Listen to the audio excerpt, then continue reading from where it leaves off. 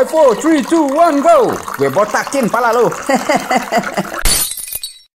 Assalamualaikum, ketemu lagi dengan Bang Napi Channel apa adanya, tidak ada apa-apanya.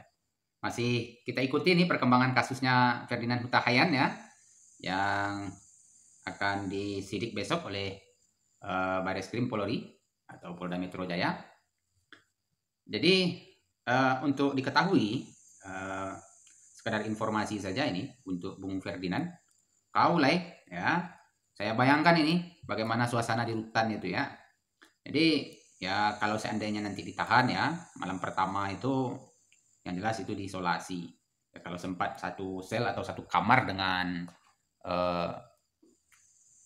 tahanan yang lain, ya hati-hati dengan barang bawaan. Ya, hati-hati dengan barang bawaan karena mungkin saja hilang. Ya, sebab ya namanya kita orang baru ya, itu akan di stressing dulu oleh kawan-kawan yang lama di dalam rutan itu. Karena memang ada semacam postulat ya, ada semacam kredo, ada semacam hukum yang tidak tertulis, hukum adat yang berlaku dalam rutan itu. Yang pertama, hati-hati dengan barang bawaan. Lalu kalau kemudian diisolasi ya, dipisahkan di ruangan sendiri, ya banyak-banyak merenung dan rajin-rajin olahraga. Karena mungkin saja di ruangan atau di rutan itu, kalau di Jakarta kan panas ya, mungkin udaranya kurang bagus, sirkulasinya atau bagaimana. Tapi kalau suhunya bagus, ya harus rajin olahraga supaya sehat dan ayammu tidak kambuh lagi dan tidak anfal lagi begitu, Fer. Nah, jadi paling tidak nanti sampai di rutan itu ada juga ini kebiasaan-kebiasaan yang memang jarang diketahui oleh publik ya. Itu ada biaya-biaya biasanya ya. Dan kalau yang pernah saya alami ini testimoni saja. Itu ada namanya ya bayar uang kamar ya, bayar rokok gaul. Nah, itu kau juga perlu siapkan uang nanti dari keluargamu atau teman-temanmu. Ya, berapa harga kamar yang harus kau bayar? Itu ada tarifnya. Ya, itu disepakati saja nanti dengan ketua bloknya atau ketua kamarnya atau ketua rutannya nanti itu ya. Jadi napi itu kan banyak ya. Jadi masing-masing blok itu biasanya ada koordinatornya, ada tampingnya, ada tahanan pendampingnya begitu. Yang menjadi tangan kanan para polisi penjaga di rutan itu untuk menginformasikan semua yang terjadi di dalam rutan itu.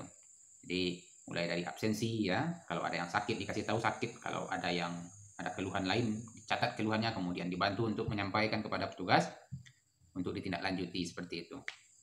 Jadi Ferdinand, dan jangan lupa yang paling penting itu untuk Ferdinand Huta Hayan ini sebagai teman ya, jangan lupa bawa sabun luk batangan yang agak banyak karena sabun mahal itu di rutan itu. Untuk mandi ya, bukan untuk yang lain-lain. Jadi ada biaya-biaya tadi ya, hati-hati dengan barang bawaan, ada biaya-biaya, dan pandai-pandailah bersosialisasi nanti di dalam itu. Karena saya pengalaman jadi tamping itu di rutan waktu itu ya, sekitar 40 harian lah.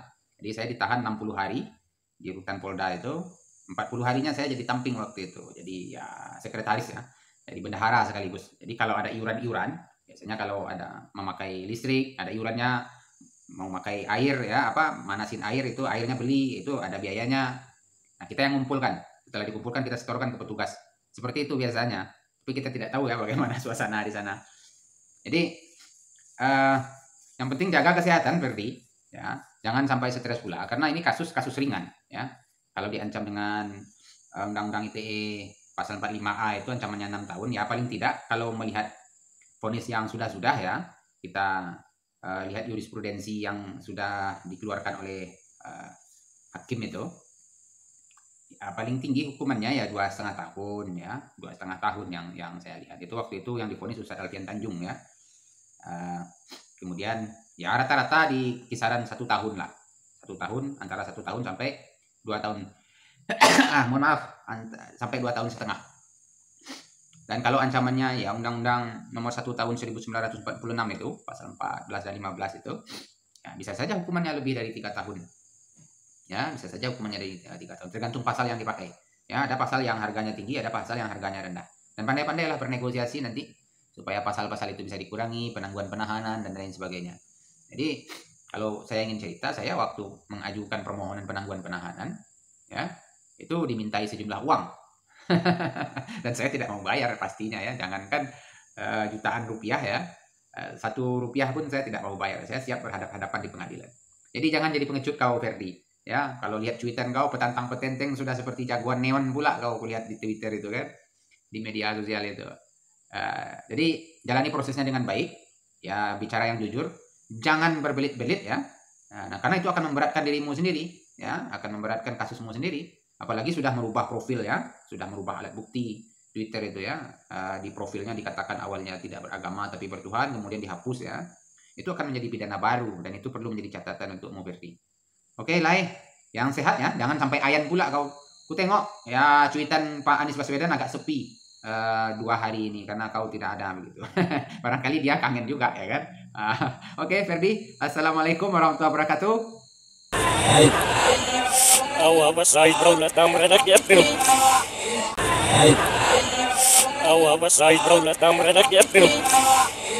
Saya harus menyatakan bahwa orangnya perlu diperiksakan kejiwaannya.